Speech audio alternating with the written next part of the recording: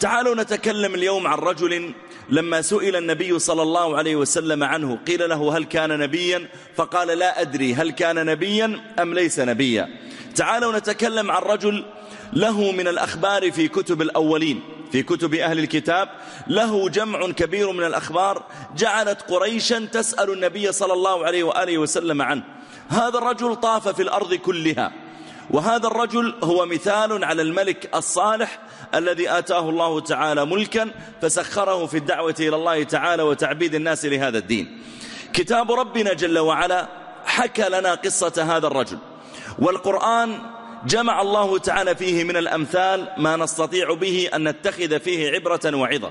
فإذا تكلمت مثلا عن التجارة وجدتك تستشهد في القرآن بقصة قارون وكيف جمع الله تعالى له المال الكثير.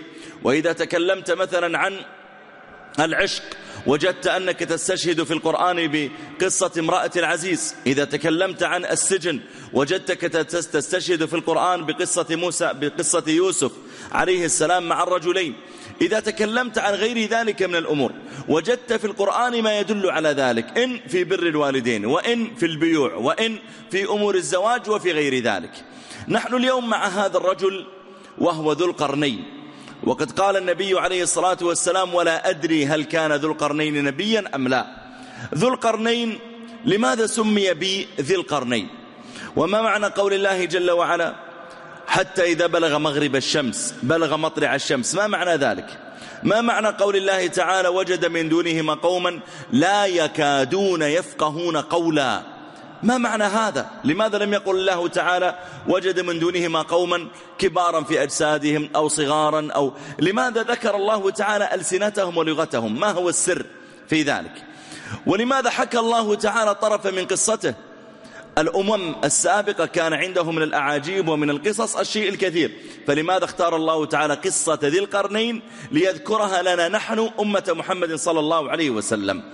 كان النبي عليه الصلاة والسلام يعجبه أن يحدث أصحابه بأخبار الأولين، ولذلك قال الله جل وعلا لنبينا صلى الله عليه وسلم لقد كان في قصصهم، في قصة نوح وإبراهيم وموسى وعيسى وفي قصص غيرهم أيضا، في قصة النمرود وفي قصة قارون وفي قصة فرعون وفي قصة ذي القرنين لقد كان في قصصهم عبرة لأولي الألباب ما كان حديثا يفترى. وقال الله جل وعلا لنبينا عليه الصلاة والسلام فاقصص القصص، يعني قص عليهم قصة ذي القرنين، قص عليهم قصة فرعون وكيف أهلكه الله، قص عليهم قصة ثمود وعاد وغيرهم، قص عليهم قصة النمرود وكيف تكبر وطغى وتجبر. فاقصص القصص، لماذا؟ لعلهم يتفكرون. وقال الله جل وعلا أيضا مبينا الحكمة من إيراد هذه القصص، قال سبحانه وتعالى وكلا نقص عليك من أنباء الرسل ما نثبت به فؤادك. وقال جل وعلا كذلك نقص عليك من أنباء ما قد سبق، نقص عليك من أنباء ما قد سبق سواء كانوا رسلا أو غير رسل، وقد آتيناك من لدنا ذكرا. فبين الله جل وعلا العبرة من حكايته في كتابه الكريم لهذه القصص. نحن اليوم نقف مع هذا الرجل لنعلم كيف يستعمل الإنسان الدنيا إذا ألقيت بين يديه، كيف يستطيع أن يستعمل القدرات التي آتاه الله تعالى إياها.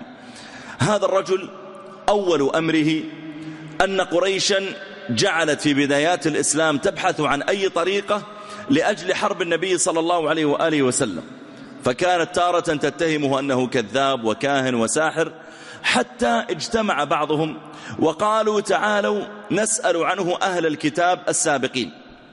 لو تجلس يا أخي الكريم، اجلس بارك الله. فاجتمع جمع منهم وذهبوا إلى المدينة وجاءوا وقابلوا جمعا من اليهود ممن عندهم من الكتب السابقة. فجاء أولئك اليهود وقالوا لهم إذا أردتم أن تتبينوا هل هو نبي أم لا، وهذا قبل هجرة النبي عليه الصلاة والسلام إلى المدينة. قالت قريش عندنا رجل يزعم أنه نبي، ما رأيكم يا يهود؟ فقال اليهود المقياس أن تسألوه أسئلة لا يعرفها إلا أنبياء. طيب قريش ما عندهم معلومات، أعطونا يا يهود أسئلة ما يعرفها إلا أنبياء. فقال لهم اليهود سلوه عن فتية خرجوا في الصدر الأول ما خبرهم؟ يعنون أصحاب الكهف. وسألوه عن رجل طواف طاف الأرض شمالا وجنوبا، ما خبره؟ وسألوه عن الروح، ما الروح؟ سمعها هؤلاء القرشيون وقفلوا راجعين إلى مكة. دخلوا إلى مكة وتوجهوا إلى سيدنا رسول الله عليه الصلاة والسلام، وهم يرون أنهم قد جاءوا إليه بحجة عظيمة لا يستطيع أن يقاومها. وقفوا بين يديه، قالوا تريد أن نصدق بأنك نبي؟ قال عليه الصلاة والسلام نعم. فقالوا أجبنا عن أسئلة ثلاثة، إن أجبتنا عنها صدقنا أنك نبي. قال ما هي؟ قالوا أخبرنا عن فتية خرجوا في الصدر الأول، ما خبرهم؟ وأخبرنا عن رجل سيار طواف طاف الأرض، ما خبره؟ وأخبرنا عن الروح، ما الروح؟ فالنبي عليه الصلاة والسلام من شدة حماسه ورغبته في دخولهم في الإسلام، ورأى أنه لا يمنعهم من دخولهم بالإسلام إلا معرفة أجوبة هذه الأسئلة الثلاثة، فقال لهم ائتوني من غد وأعطيكم الجواب. ولم يقل إن شاء الله. من شدة فرحه عليه الصلاة والسلام واستبشاره لم يقل إن شاء الله، نسيها. فلما جاءوه من الغد قالوا ها خبرنا عن إجابة الأسئلة الثلاثة. قال والله ما أوحي إلي شيء، تعالوا لي من غد اليوم الذي بعده. جاءوا إليه في اليوم الذي بعده، ها خبرنا. قال ما عندي جواب، تعالوا في اليوم الذي بعده. وهو عليه الصلاة والسلام لا ينطق عن الهوى، إن هو إلا وحي يوحى. لم يكن عليه الصلاة والسلام إذا لم يأته وحي اخترع كلاما من عنده، لا، الله يقول ولو تقول علينا بعض الأقاويل لأخذنا منه باليمين ثم لقطعنا منه الوتين فما منكم من أحد عنه حاجزين. فكان عليه الصلاة والسلام لا يتكلم إلا بما يأتيه من الوحي. فقال لهم عليه الصلاة والسلام ما جاءني فيها وحي. وظل عليه الصلاة والسلام يرددهم شهرا كاملا، حتى قالت قريش هذا الرجل يكذب عليكم، هذا الرجل يعدكم ويخلف، حتى أنزل الله جل وعلا سورة الكهف، وفيها قول الله سبحانه وتعالى أم حسبت أن أصحاب الكهف والرقيم. أصحاب الكهف هم الفتية الذين دخلوا الكهف، والرقيم هو لوح رقمت فيه أسماؤهم، رقمت يعني كتبت، رقمت فيه أسماؤهم وعلقت على الكهف. فيقول الله جل وعلا لنبينا عليه الصلاة والسلام أم حسبت أن أصحاب الكهف والرقيم كانوا من آياتنا عجبا. وذكر الله تعالى قصتهم. وقال الله جل وعلا عن الروح في سورة أخرى ويسألونك عن الروح، ما حقيقتها وما خبرها وما كنهها وما شكلها وما مادتها وكيف تخرج في الإنسان أو تعود إليه. ويسألونك عن الروح قل الروح من أمر ربي وما أوتيتم من العلم إلا قليلا. ثم ذكر الله تعالى قصة ذي القرنين. ذو القرنين ملك من الملوك، وقد يكون نبيا فجمع ما بين الملك والنبوة كما جمع بينهما سليمان عليه السلام. ذو القرنين لبث في مدة رحلته فقط 500 عام كما قال ابن عباس رضي الله تعالى عنهما. وقد يعجب البعض ويقول 500 عام، إذن كم كان عمره؟ ما دام لبث 500 عام إذن كم كان عمره؟ فنقول إن الأمم السابقة كانوا في أجسادهم وفي أعمارهم كانوا أطول منا أجسادا وأطول منا أعمارا. يقول عليه الصلاة والسلام خلق الله آدم 60 ذراعا في السماء. 60 ذراعا يعني الذراع تقريبا نصف متر تقريبا، يعني بمعنى طوله قريب من 30 مترا. يقول ثم لم يزل الخلق يتناقص، وأهل الجنة يدخلونها على طول أبيهم آدم في عرض 7 أذرع كما ذكر ابن القيم. وأعمار الأمم أيضا لا تزال تقل، كلما جاءت أجيال صارت تقل عن الأجيال التي بعدها. ولذلك نوح عليه السلام لبث في قومه 1000 سنة إلا 50 عاما، هذه فترة الدعوة فقط. إذن كم عاش نوح قبلها وكم عاش بعدها؟ الله أعلم بذلك. ولذلك ذكروا أن رجلا من الأمم السابقة حكيما مر بامرأة تبكي عند طفل لها مات، فقالت لها لماذا تبكين؟ قالت أبكي على ولدي الصغير، مات صغيرا ما تمتع بالحياة. قال لها كم عمره لما مات؟ هذا الطفل الصغير كم عمره لما مات؟ قالت صغير. قال كم عمره؟ قالت عمره 500 عام. طبعا هو بالنسبة إلى أعمارهم يعتبر صغيرا، مثل لما يكون إنسان مثلا الناس يعيشون 70 سنة و80 سنة، فيعيش هو مثلا 5 أو 6 سنوات ويموت في عصرنا اليوم. فهي لما تكون في مجتمع يعيشون 1000 سنة و2000 سنة ثم يموت ولدها في عمر 500، معناه أنه ما أخذ إلا ربع ما يأخذه الناس. قالت عمره 500 سنة.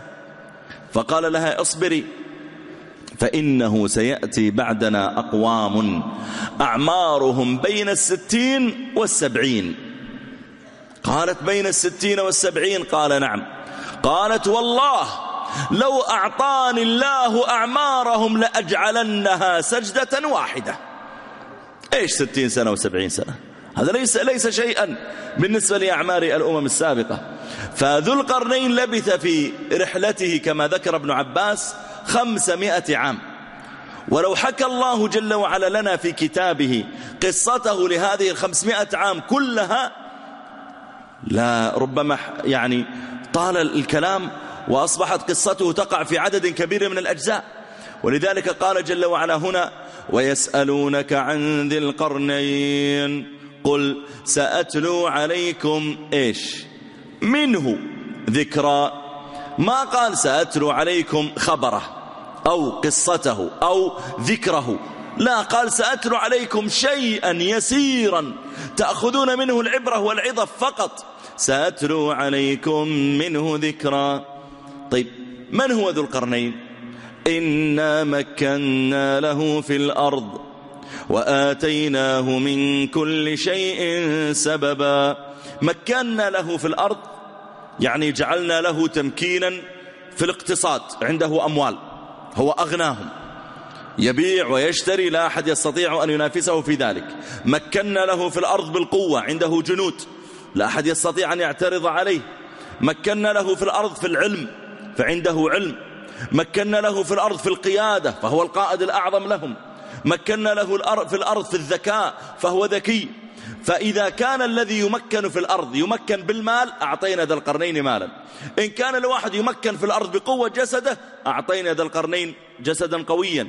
إن كان الإنسان يمكن في الأرض بقدرته الإدارية والذكاء أعطينا ذا القرنين ذلك أيضا.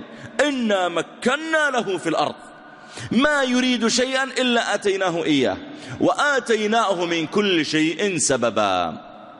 سببا يعني طريقة. فإذا أراد مثلا سببا لاستخراج الماء، طريقة لاستخراج الماء، آتيناه القدرة على ذلك.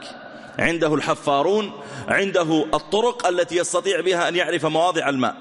إن أراد سببا طريقة لمعرفة اللغات يسرنا له ذلك، آتيناه من كل شيء سببا.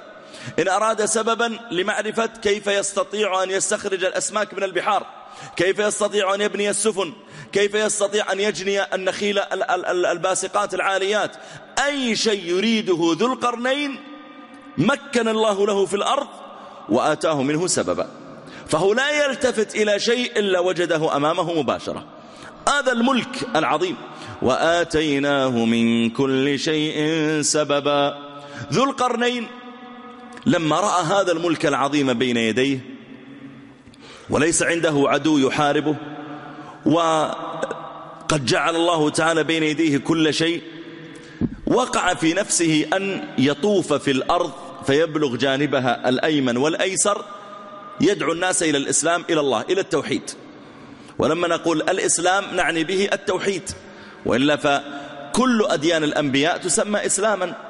أليست بلقيس لما جاءت ورأت ما عند سليمان قالت ربي إني ظلمت نفسي وأسلمت مع سليمان لله رب العالمين، وهي قبل مبعث نبينا عليه الصلاة والسلام. فالمقصود أسلمت يعني وحدت. وكذلك يوسف عليه السلام دعا فقال ربي قد أتيتني من الملك وعلمتني من تأويل الحديث فاطر السماوات والأرض أنت ولي في الدنيا والآخرة توفني مسلما وألحقني بالصالحين. وقال الله جل وعلا عن أنبياء بني إسرائيل قال يحكم بها النبيون الذين أسلموا للذين هادوا، فسمى الله تعالى دينهم إسلاما. فلما نقول يدعو إلى الإسلام يعني يدعو إلى التوحيد، لا نعني أنه يدعو إلى الإسلام المتضمن 5 صلوات في اليوم، كل صلاة فيها كذا من الركعات، المتضمن 2.5% من الزكاة، لا، نقصد التوحيد في العموم. فهو جعل يدعو الناس إلى هذا التوحيد، إلى الإسلام. فبلغ قرن الأرض الأيمن والأيسر، مشرق الأرض ومغربها، فسمي بذي القرنين لأنه بلغ هذين القرنين.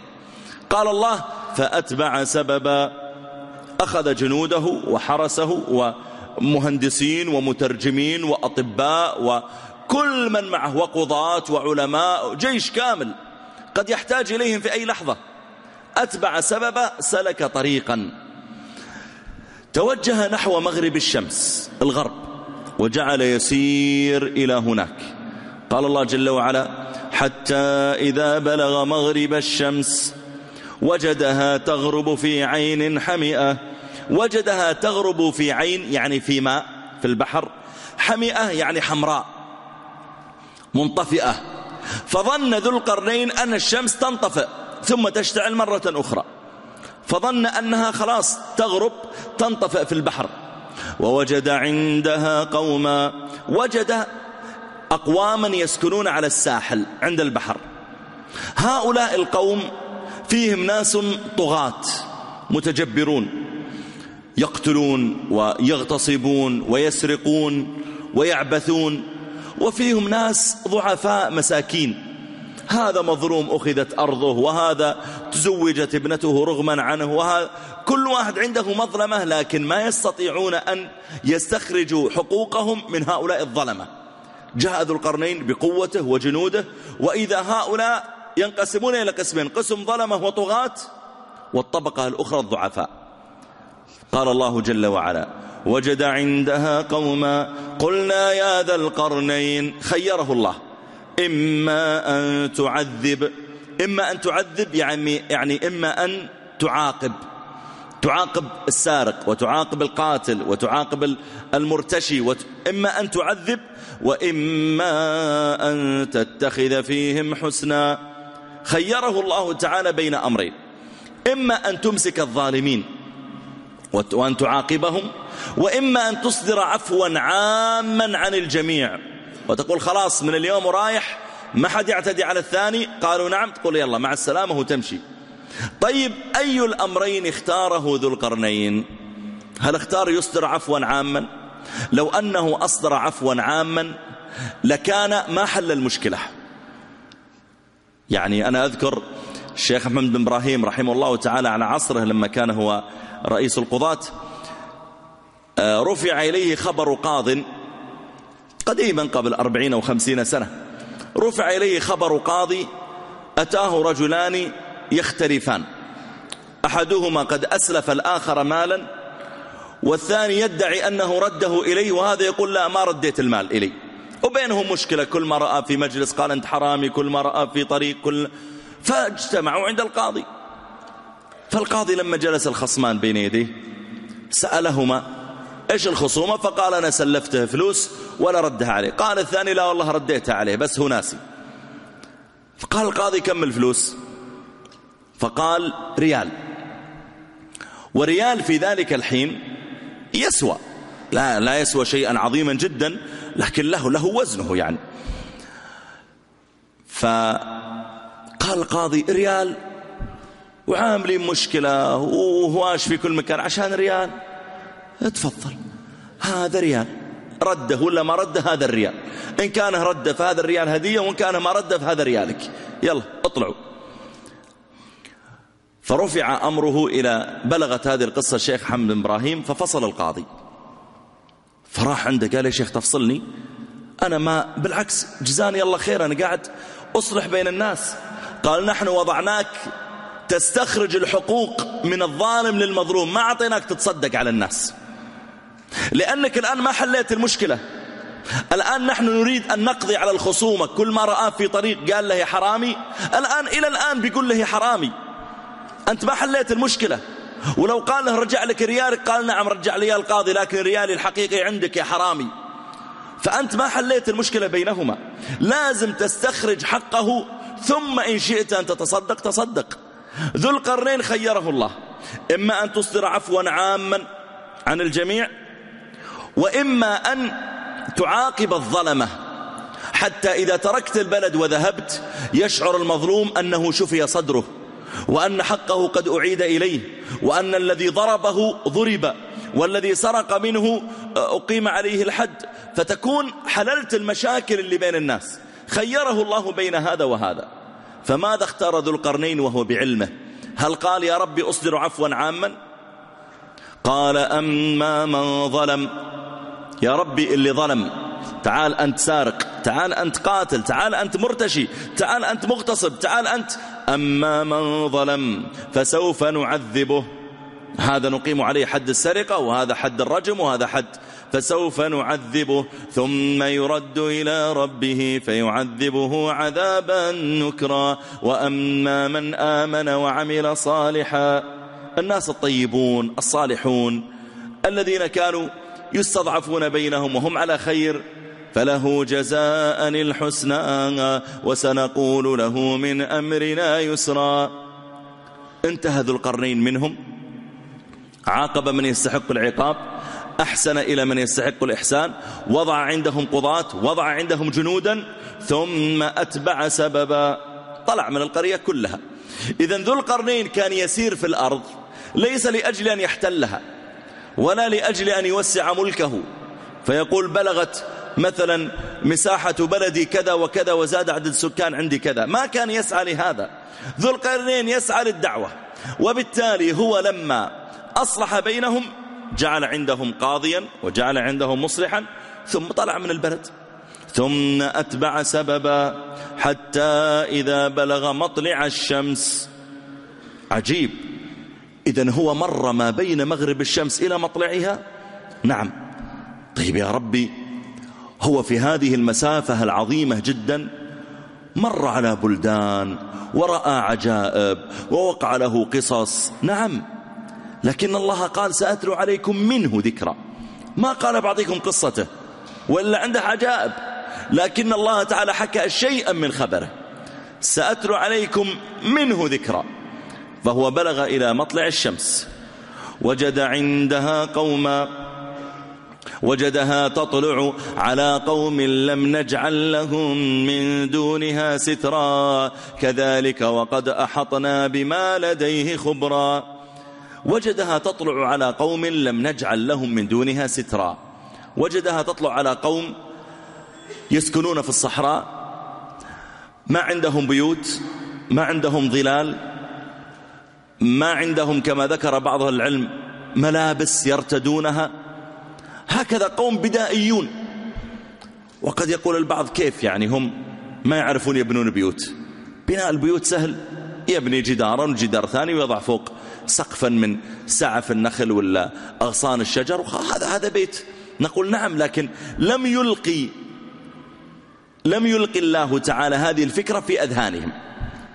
يعني ربنا النبي عليه الصلاة والسلام يقول أول من خاط، من أول من خاط؟ إدريس عليه السلام. طيب هل معنى هذا أن الناس قبله كانوا يمشون عراه؟ لا، الناس قبل إدريس كانوا إذا أرادوا أن يسروا عوراتهم لف أحدهم عليه خرقة، يأخذ خرقة كالإحرام ويسر عورته، خلاص. ما جاء في بال واحد منهم أن يقص القماش ويطبق هالقماش على بعض ويضعه على مقدار الكم وبعدين يخيطه، ما أحد جاء في باله هذا الكلام. الفكرة هذه لم يهدى إليها أحد. جاء إدريس جعل يفكر، بدل ما نلف علينا الخرق، طيب هالخرقة هذه ليش ما نقصها؟ طيب كيف أستطيع أضم هذا على هذا؟ اخترع الإبرة، وضع في طرف الإبرة شيئا من الخيط، ثم اخترع هو الخياطة، ولا زالت الخياطة تتطور إلى يومنا هذا. أنتم تلاحظون، انظروا إلى ثياب مثلا، صور الثياب الموجودة للناس قبل 50 أو قبل 100 سنة، تجدون أنها تختلف في دقة صنعها وفي حسنها وفي تفصيلها، تختلف عن زمننا هذا. فلم يزل الحال يتطور عند الناس. أول من خاط إدريس. جاء ذو القرنين وإذا قوم تحمسهم الشمس من الصباح إلى المغرب، لم نجعل لهم من دونها سترا. وهذا ليس غريبا أن يوجد مثله. فأذكر أن أحد الإخوة عنده عمل دعوي في أندونيسيا، وهو أخ إماراتي جزاه الله خير، ويكفل قرابة أظنهم 5000 ما بين دعاة وطلاب في أندونيسيا، ويمشي لهم رواتب وينشرهم في أندونيسيا للدعوة. جلست معه وحدثني عن بعض الأمور في أندونيسيا. طبعا أندونيسيا كما تعلمون هي 17,000 جزيرة، بعض الجزر صغيرة ما يسكن فيها أحد أكثرها، والجزر المسكونة هي 3 فقط، جاوة وسومطرة والثالثة والشيء ذكروني، ساكتين في الجغرافيا ولا جاكرتا العاصمة، المهم فيه الجزيرة الثالثة. بقية الجزر صغار ممكن فيها سكان 1000 2000 5000 10000 إلى آخره. عدد سكان أندونيسيا قريب من 270 مليون إلى 300 مليون. فيقول لبعض هذه الجزر لا يصلهم بث تلفزيوني، ما عندهم أصلا كهرباء، جزيرة ساكن فيها 400-500 شخص يعيشون على صيد السمك وشيء من الزراعة، يولد الواحد منهم ويموت وهو في هذه الجزيرة، لا يركب البحر إلى جزر أخرى، وليس عنده مال أصلا حتى يذهب إليها، فهو عايش وخلاص قنع بفكره في هذا المكان. يقول فأنا أحرص أن أرسل إليهم الدعاة. يقول فذهب أحد الدعاة إلى إحدى هذه الجزر، وإذا هم قوم بدائيون أبد، ليس لهم أي اتصال بالعالم الخارجي، وهي جزيرة نائية وليس فيها ما يدعو الناس إلى المجيء إليها أو الاستثمار فيها. يقول وهم قوم بدائيون متخلفون، ما عندهم أي شيء، حتى إنهم يعيشون عراه. قلت عجبا، طيب ماذا يعبدون؟ قال تتوقع يعبدون إيش؟ قلت يعني يمكن أصنام. قال ما عندهم أصنام أصلا، حتى عبادة الأصنام ما وصلت إليهم، ما جاءهم أحد يقول عبدوا صنما. يقول لكن فطرتهم إن فيه رب، لكن ما جاءهم رسول من هذا الرب يبين لهم يعرفهم بربهم أو يأتيهم بكتاب من عنده، ما جاءهم أحد. يقول لي هل تدري ماذا يعبدون؟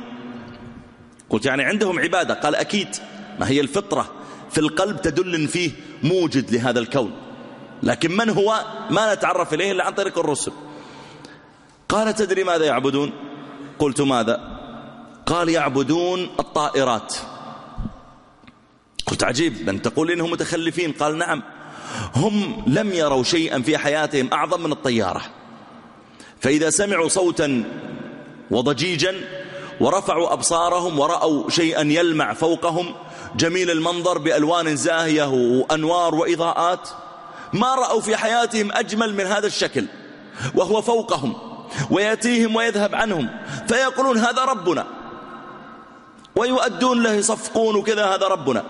فإذا مرت الأخرى قالوا هذا ربنا. يقول حتى جاء هذا الداعية وأخذ يعلمهم الإسلام. فالمقصود أن وجود أقوام إلى اليوم عندهم مثل هذا البدائية، عدم المعرفة، عدم الاختلاط بالعالم الآخر، هذا لا يزال موجودا إلى اليوم. وهذه المليارات التي تعيش على الأرض اليوم، هل تظن بأنها كلها عندها هذا التطور وعندها الثقافة؟ هذا غير صحيح. ولذلك لما مر ذو القرنين وجد عند مطلع الشمس قوما لم يتخذوا ولم يجعل الله تعالى لهم من دونها سترا، جعل يعلمهم كيف تبنون البيوت، كيف تعيشون، دعاهم إلى الإسلام، علمهم حتى فقهوا وتعلموا. قال الله وقد أحطنا بما لديه خبرا، الله الذي علمه كيف يدعوهم وكيف يؤثر فيهم. لما تعلموا ثم أتبع سببا. جاءت القصة الكبيرة الآن التي نحكيها لأن فيها اتصال بأمتنا، ونحن القصة الأخيرة من ذي القرنين لنا نحن علاقة بها. حتى إذا بلغ بين السدين وصل إلى وادي هو بين جبلين، الزاوية اليمنى واليسرى من الجبلين ليست مستوية لمن أراد أن، ليست متيسرة لمن أراد أن يصعد عليها، يعني كأنه جبل واحد وانشق، وبالتالي أصبح هنا كأنه سد وهنا سد. إذا أرادوا أن يصعدوا لا يمكن أن يتسلقوا ولا يمكن أن يصعدوا إلا عن طريق حبال. طيب من اللي بيضع الحبال؟ لازم واحد يصعد فوق ويلقي الحبل. طيب ما في أحد صعد فوق، إذا بقوا في هذا المكان، عندهم زراعة، عندهم مواشي، عايشين. وصل ذو القرنين إلى هذا الوادي ورأى الناس. هنا وقعت القصة العجب. قال الله جل وعلا: ثم أتبع سببا حتى إذا بلغ بين السدين، وادي بين جبلين صامتين عظيمين، وجد من دونهما قوما. ما صفاتهم؟ هل قال الله تعالى عنهم مثلا عظاما في أجسادهم، أو أذكياء في عقولهم، أو وصف أبشارهم بيضاء أو سوداء، أو بماذا وصفهم الله؟ لم يصف الله تعالى طول أجسامهم، ولم يصف ذكاء عقولهم، ولم يتكلم ربنا جل وعلا هنا عن ألوانهم، إنما تكلم عن ألسنتهم. أغرب شيء موجود فيهم لغتهم.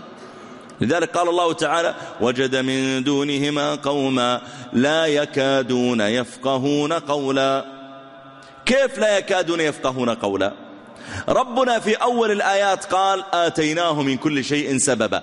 أي شيء يريده ذو القرنين عنده سبب. تريد تفهم لغات؟ عندك مترجمين، يسر الله له هذا تيسيرا كبيرا. جاء عندها القوم: طيب تعالوا يا مترجمين، ما أنتم نفعتوني عند مغرب الشمس وعند مطلع الشمس وحليتوا كثير من الإشكالات، تعالوا تفاهموا معهم. كل مترجم يتكلم معهم يقولون ما فهمنا، عندهم لغة خاصة بهم، ما فهمنا. يأتي للآخرين ما فهمنا، يأتي للثالث ما فهمنا.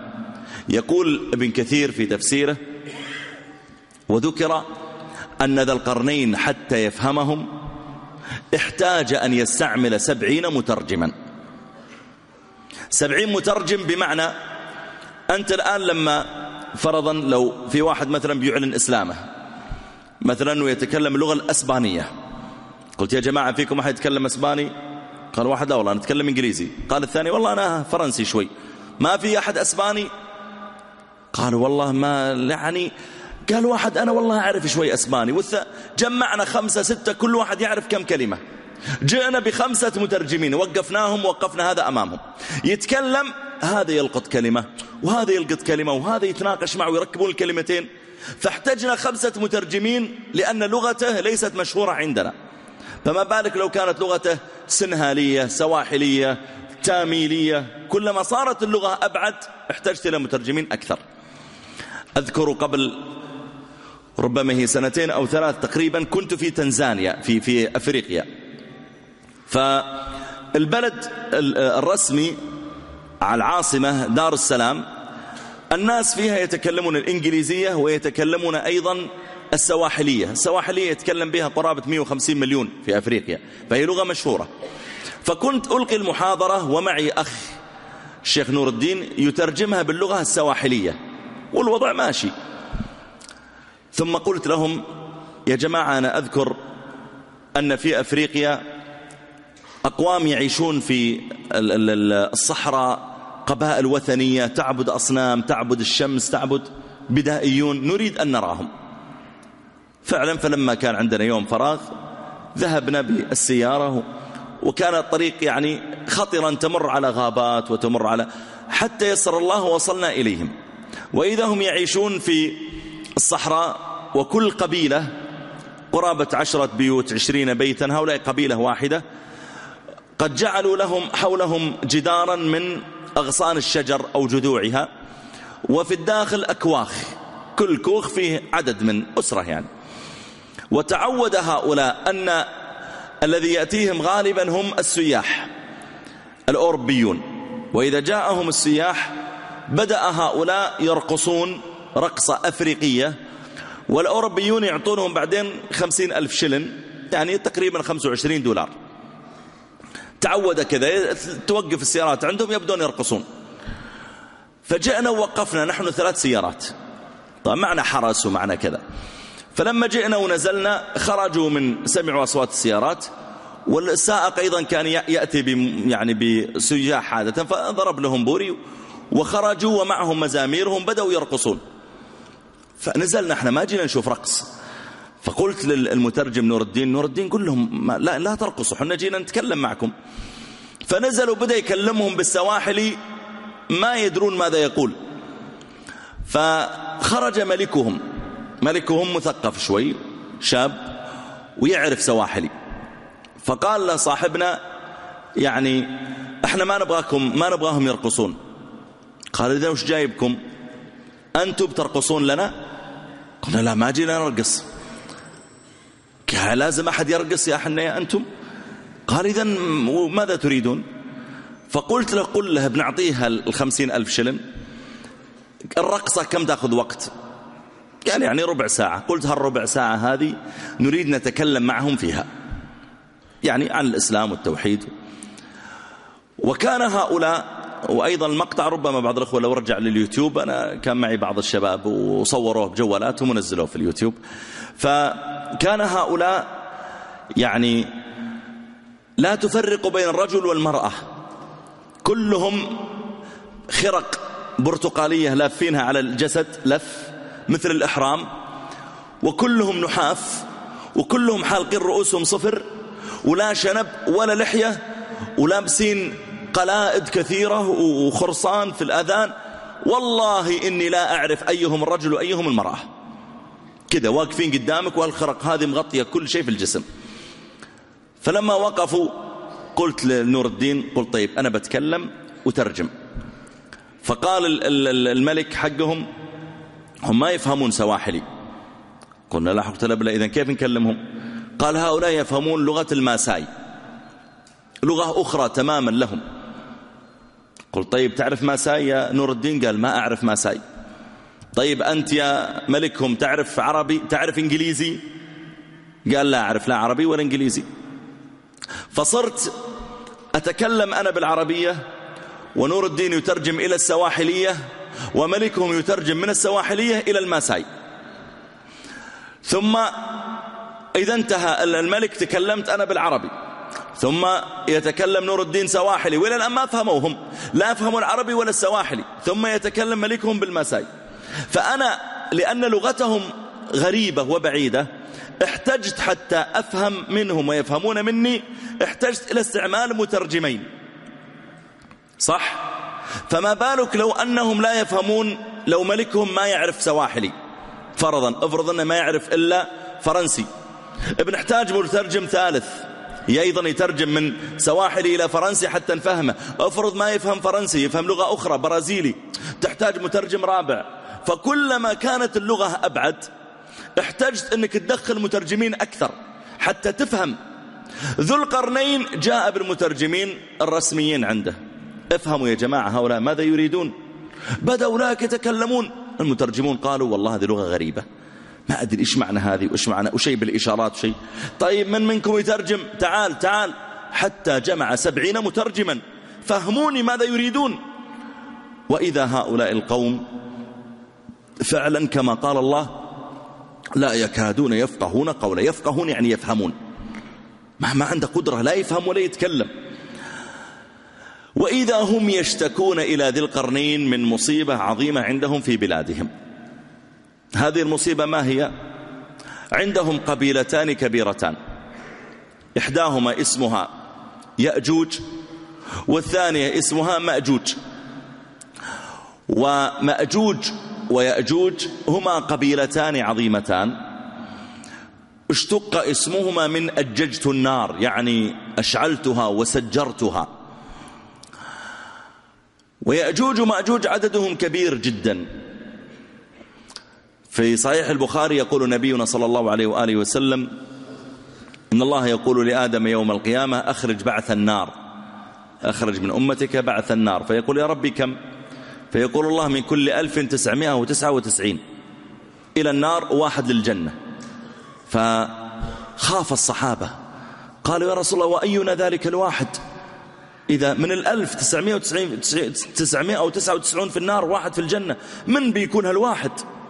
فقال عليه الصلاة والسلام أبشروا وأملوا ما يسركم فإنكم بين أمتين ما كانتا في شيء إلا كثرتا يأجوج ومأجوج. ما أنتم في الناس يومئذ إلا كالشعرة البيضاء في جلد الثور الأسود أو كالشعرة السوداء في جلد الثور الأبيض. فيأجوج ومأجوج عددهم كبير. وجاء في بعض الآثار ليس حديثا لكن قول لبعض يعني مأخوذ من الإسرائيليات، والإسرائيليات هي أخبار تأتي من الأمم السابقة نحن نرويها، لا نصدقها ولا نكذبها، لكن نرويها على سبيل الاستئناس بها. جاء في بعض الآثار أن الله جل وعلا لما خلق الخلق جعله الله تعالى 10 أجزاء، فجعل 9 أجزاء ملائكة وجزءا واحدا سائر الخلق، جن وأنس وبحار وأشجار ونجوم وجبال إلى آخره. ثم هذا الجزء قسمه الله تعالى 10 أجزاء، فجعل جزءا الجن والإنس وجزءا سائر المخلوقات. ثم هذا الجزء الجن والإنس قسمه الله تعالى 10 أجزاء، فجعل 9 أجزاء جن وجزءا واحدا إنس. ثم هذا الجزء الإنس قسمه الله 10 أجزاء، فجعل 9 أجزاء يأجوج ومأجوج وجزءا واحدا بقية البشر. وفي صحيح مسلم أن يأجوج ومأجوج إذا خرجوا يمر أولهم ببحيرة طبرية. بحيرة طبرية هي اليوم تقع في فلسطين وهي محتلة اليوم من إسرائيل، وتستطيع أن تراها وأنت في الأردن في مرتفعات الأردن. بحيرة طبرية كبيرة جدا، وأذكر أني قرأت أن طولها أظن قرابة 50 كيلو في قرابة 20 أو 12 كيلو، وأن بعض مواقعها عمق الماء يصل إلى 20 متر، وهو ماء حلو وتعتمد عليه اليوم، يعني العدو الإسرائيلي يعتمد عليه في كثير من الأمور هذا الماء الحلو. فيمر أولهم ببحيرة طبرية ويشرب منه، ثم يمر الثاني، فيمر آخرهم ويرى الموضع طينا ويقول كان ها هنا ماء، شربوه، فعددهم كبير. هؤلاء كانوا قد سببوا إفسادا في الأرض عند هؤلاء القوم الذين وصل إليهم ذو القرنين. قالوا يا ذا القرنين إن يأجوج ومأجوج مفسدون في الأرض. احنا عندنا مصيبة يا ذا القرنين، احنا عندنا مشكلة نعيشها، كربة عظيمة، ساعدنا. ما هي؟ قالوا عندنا ناس هنا قبيلة اسمها يأجوج والأخرى مأجوج، هؤلاء يأتون يعبثون في أراضينا، يعبثون بصبياننا وبناتنا، يعبثون بدوابنا، يفسدون في الأرض. يعني يا ليتهم يأتون يسرقون ويذهبون، لا، يفسد، يقتل ويعبث. طيب ماذا تريدون؟ فهل نجعل لك خرجا، نعطيك مكافأة. والخرج هو ما يستخرج من الناس، يجمع، يعني يسمونها اليوم الناس قطة، يعني نجمع لك خرج من هذا درهم ومن هذا ذهب ومن هذا فضة ومن هذا ثياب، نجمع لك شيئا خرجا نعطيك إياه مكافأة. ليش تعطوني؟ على أن تجعل بيننا وبينهم سدا، نريدك كما أن هناك سدا عن يميننا وسدا عن يسارنا، نريد سدا ثالثا بيننا وبين يأجوج ومأجوج. ذو القرنين هل فرح بالمال؟ قال والله بتعطوني فلوس؟ يا مرحبا، يلا أعطوني. قال ما مكنني فيه ربي خير، اللي الله أعطاني خير مما ستعطوني أنتم. يعني الله لما أعطاني جنودا وأعطاني قوة وذكاء وقدرات وحرمكم منها، آتي أستخرج أموالكم أنتم فقراء عشان أعطيكم شيئا مما أنعم الله به علي؟ لا، هذا جحد لنعمة الله ومسارعة إلى نكرانها وزوالها. اتخذ هالمنهج أنت في حياتك. أحيانا تكون أنت مثلا في سيارتك طالع للخرج ولا طالع الرياض، ثم تجد من يؤشر في الطريق، ربما كان إنسانا فقيرا محتاجا أو عامل بسيط متغرب، فوقفت عنده وركب معك، وصلته، فلما وصل يعني طلع لك 10 ريال ولا 20 ريال بيعطيك إياها، فقلت له لا، ما مكنني فيه ربي خير. لا والله، اللي أعطاني الله من النعمة التي ينبغي علي أن أشكره ليس فقط بلساني، بل أن أشكره أيضا بفعلي وعملي، وأن أخدم بها عباد الله، هذا خير من هال10 ريال وال20 ريال. لا والله لا أخذ منك شيئا. ثم رأيت جاهلا فعلمته، أو رأيت محتاجا فساعدته. دائما حاول النعم. ذو القرنين أعطاه الله نعما، مالا وقوة وسلطانا وذكاء، بدأ يصرف منها للناس. إذا جاءوا يكافئونه يقول لا لا لا، بالعكس أنا أعطيكم زكاة ما أعطاني الله تعالى، وبالتالي أنا أثبت هذه النعم عندي بدل ما تزول من عندي. وكلما كان الإنسان أيها الأفاضل أكثر إحسانا إلى الناس، أقر الله تعالى عنده هذه النعم وحماه من زوالها. والله يا إخواني أحيانا، بل ليس أحيانا بل دائما، رب العالمين جل في علاه يكافئك على العمل الصالح الذي تحسن به إلى الناس، يكافئك به في الدنيا قبل الآخرة. يقول الله تعالى للذين أحسنوا الحسنى وزيادة. قيل الحسنى الجنة والزيادة النظر إلى وجه الله، وقيل الحسنى هي الحسنى في الدنيا، وزيادة يعني الأجر في الآخرة والنظر إلى وجه ربنا. وقال الله تعالى إن الأبرار لفي نعيم. أحيانا ربما تسير أنت في سيارتك ويأتي واحد قاطع الإشارة وكاد أن يصدمك، واستطعت أنك تتقيه ولا هو لف مباشرة وذهب عنك. كف الله تعالى عنك هذا الشر، ربما بقطعة خبز تصدقت بها يوما على مسكين وأنت ما تدري أن تلك القطعة هي التي حمتك الآن ولا أصبحت معاقا. ربما ابنك يجيك يوم خايف من المدرسة، تقول فيك يا ولدي؟ قال اليوم يبا كان معي صديقي وطالعين من المدرسة وجت بتصدمنا سيارة وأنا وخرت وصديقي صدمته السيارة والآن في المستشفى. ما الذي أنجى ولدك وهو ماسك يد هذا الطفل اللي معه؟ من؟ الله جل وعلا. وقد يكون أيضا كافأك الله بهذا بعمل صالح عملته. ربما لو كشف لك الغيب لقيل لك أنجي ولدك بركعتي الضحى اللي صليتها، أنجي ولدك بالريال اللي لما عبيت بنزين وقلت له كم الحساب قال 19، أعطيته 20 قلت خلي الريال لك هدية ومشيت. ترى هذا الريال هو الذي أنجى الله تعالى به ولدك. ربما جاء ناس يبغون يسرقون سيارتك، ولما وصلوا وكادوا أن يسرقوها رأوا الشرطة وهربوا. من الذي حماك؟ من الذي قدر أن تأتي الشرطة الآن؟ إلا أن يكون هو رب العالمين. ومما يستجلب الرحمة عمل صالح قدمته فكافأك الله تعالى بهذا.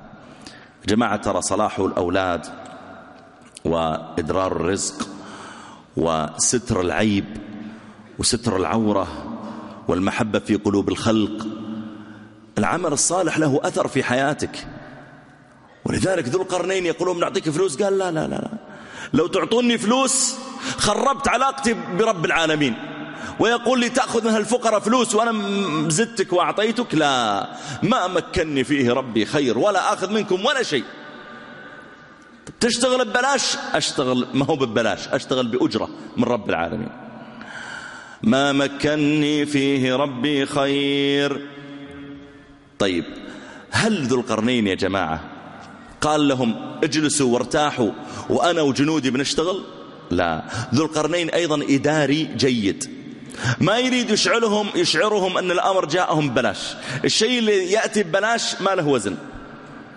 ولذلك قال فأعينوني بقوة أجعل بينكم وبينهم ردما. أنا ببني جبل كامل بينكم وبينهم. أعينوني بقوة يعني قوموا اشتغلوا، لا تصير جالس تقول والله ذو القرنين ما يحتاج شغلنا، لا، قم اشتغل أنت وياه. وكذلك أنت حاول حتى في تربيتك لأولادك، حاول ألا يأتيهم الشيء من غير تعب. بمعنى جاءك ولدك قال لك يبا أنا أبي تشتري لي مثلا جوال جديد، جوالك معك ماشي، قال لا والله أبغى آيفون وكلهم معهم آيفون إلى آخره. طيب يا ولدي وش تسوي من عمل وأعطيك هالجوال؟ يلا تغسل سيارتي شهر كامل، فالأخير أعطيك أجرتك. الناس يحسبون الغسيل ب10 ريال، أنا بحسب لك الغسيل ب30 ريال. يلا جمع لك 1000 ريال في شهر. ها تغسل تكنس الحوش كل يوم 30 ريال. قال أنا شغالة. لا، ما أنت بشغالة، لكن اشتغل. لا أنا لست جهاز صراف تجي وتمد يدك وأحط في يدك 1000 ريال وتمشي. لازم تشتغل. كم تسمع لي من القرآن؟ يلا سمع لي، أسمع لك الصفحة ب5 ريال ب10 ريال، راح احفظ يلا، ولا راح راجع. خله يشعر أني لما أخذت المال أخذته بتعب، بذلت شيئا. ذو القرنين يا جماعة ما قال خلاص ارتاحوا أنا عندي جنود يقومون بالموضوع، لا، قال قم اشتغل أنتوا إياه، أعينوني بقوة أجعل بينكم وبينهم ردما. كيف نشتغل؟ آتوني زبر الحديد. زبر يعني قطع، آتوني قطع الحديد.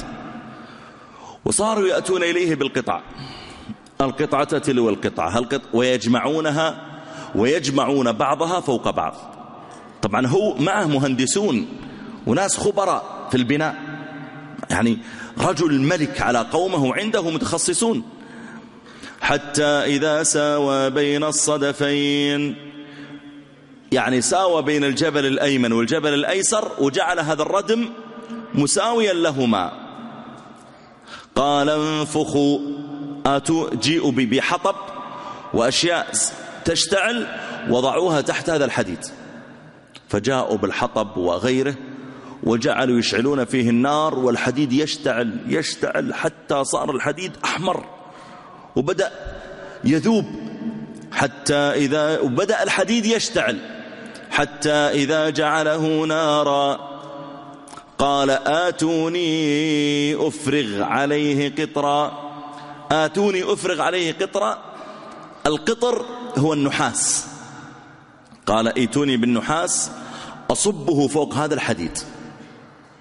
الله يعيذنا وإياكم من النار، والدينا ووالديكم. وجعل يصب النحاس على الحديد. قال آتوني أفرغ عليه قطرا.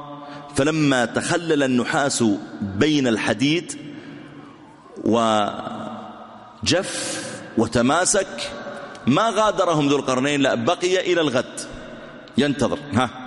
إيش اللي يحصل؟ بيأتي يأجوج وماجوج، يستطيعون عندهم طريقة لاختراقه ولا لا؟